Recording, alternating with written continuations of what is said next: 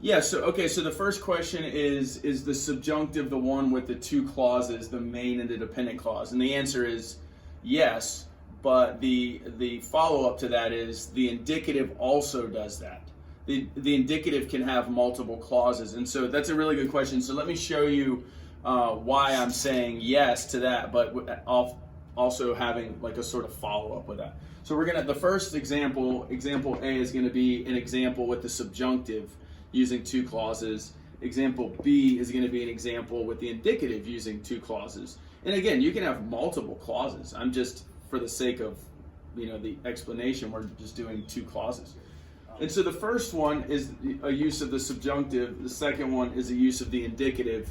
And when I say subjunctive and indicative, I'm referring specifically to the second clause, as Courtney said, the dependent clause. And so, just to review the two examples we have here, we have espero que tengas un buen día. And so this is a use of a weirdo in the first clause. Again, breaking those clauses up with the use of the word que. And then the second clause is in the subjunctive because we have a weirdo here. So it's requiring us to use the subjunctive in the second clause. And so we have espero que tengas un buen día. I hope that you have a good day. Does that make sense? Okay. And then for number two, we went with a non-weirdo. And since we have a non-weirdo in the first clause, we use indicative in the second clause. So we have sé, I know, sé que ustedes son buenos alumnos, or buenos estudiantes. So sé, I know, there's no doubt, disbelief, denial, there's no hoping, there's no wishing, there's no recommending, there's no insisting, there's no needing, there's just I know. And so say, in a way, is kind of like saying creo, like I believe or I know. So our question is can we get some examples using the E from the weirdo, the emotion, if you will?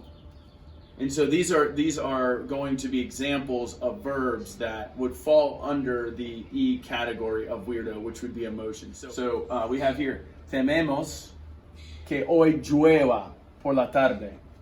Tememos, we fear, tememos que hoy llueva por la tarde.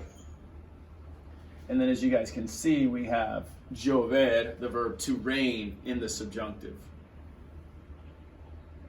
And then likewise, we'll call that A, and we'll call this B. Siento, or yo siento, I feel that it is going to rain. Siento que vaya a llover hoy. Siento que vaya a llover hoy. Okay, so here we go. We have ellos desean que tomemos más agua y menos café. So they wish, or they desire, that we drink more coffee and less, more water and less coffee, sorry. So ellos desean que tomemos más agua y menos café. So because we're wishing something or desiring something, an emotion, right, we're using the subjunctive and the second clause. And then again, letter B here, ustedes esperan, one you're familiar with, right? You all hope. Ustedes esperan que él llegue, whoops, we don't need that there. Ustedes esperan que él llegue a tiempo a clase. So, ustedes esperan que él llegue, right? Subjunctive of llegar, a tiempo a la clase. So you all hope that he arrives on time to class.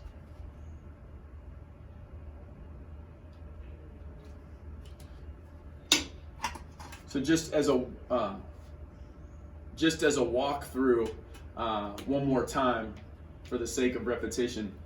Ellos desean que tomemos más agua y menos café.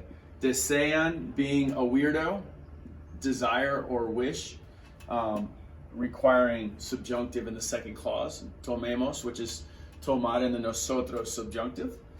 Letter B, Ustedes esperan que él llegue a tiempo a la clase. Esperan, hoping. You all hope that he arrives on time to class. And so because we have that emotion, hope, a weirdo, of course, we're going to use llegad in the subjunctive in the second clause to agree with the subject.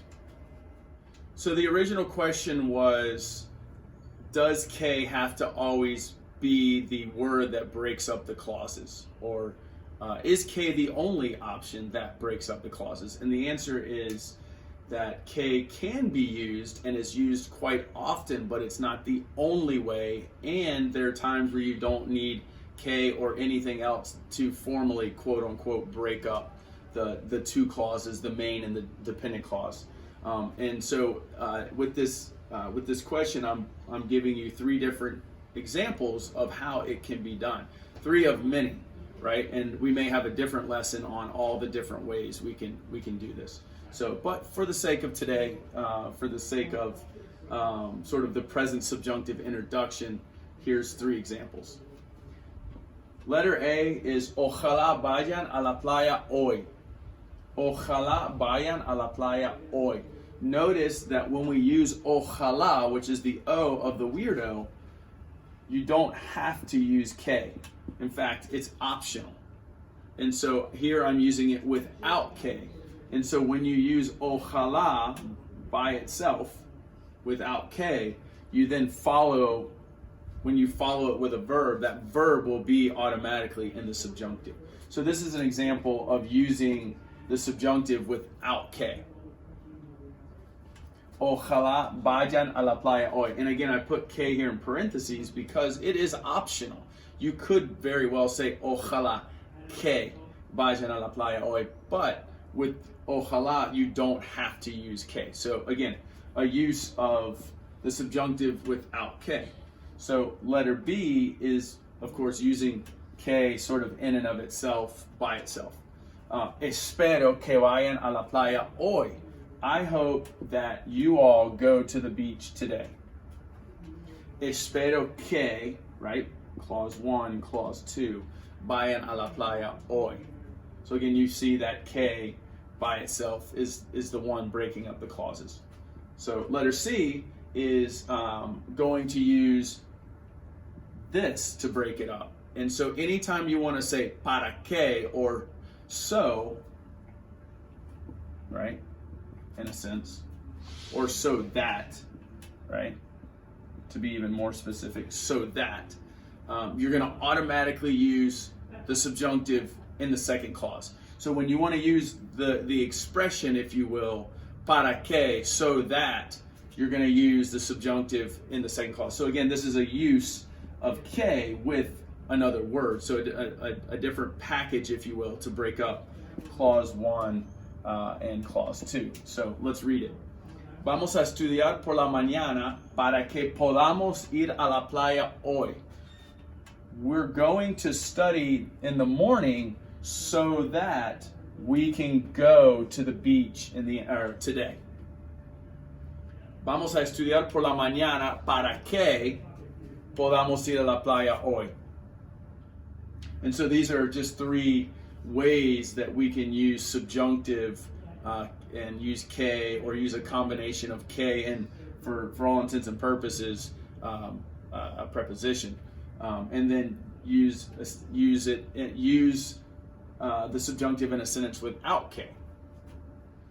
Okay, so we have another question related to this sentence here.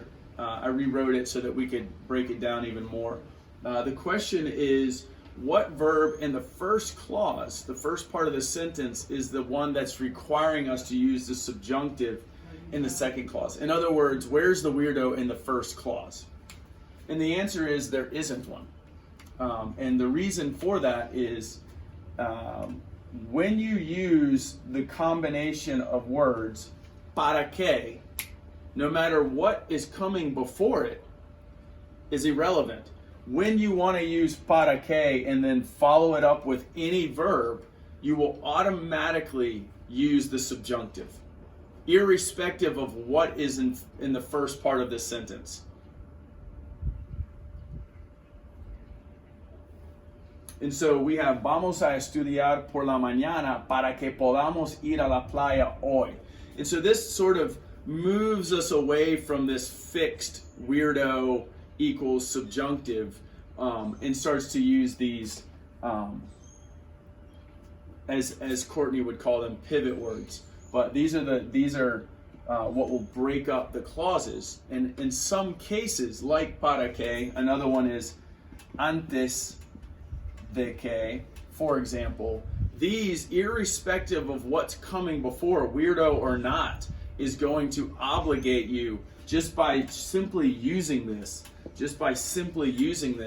The verb that follows is automatically going to be in the subjunctive.